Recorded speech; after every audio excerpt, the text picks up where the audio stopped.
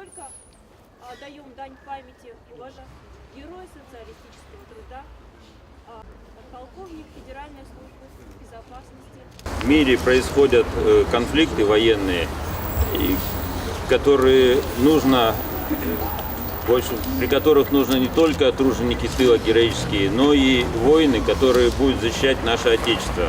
Вот одним из таких был Александр Иванович Алексеев. Это выпускник Ухтинского индустриального института, ныне Ухтинский государственный технический университет, подполковник службы ФСБ, Федеральной службы безопасности.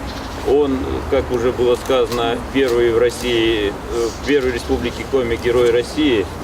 Ну, давайте почтим его память, и именно на таких людях и держится наш сегодняшний день мир в нашей большой, необъятной и очень сильной стране.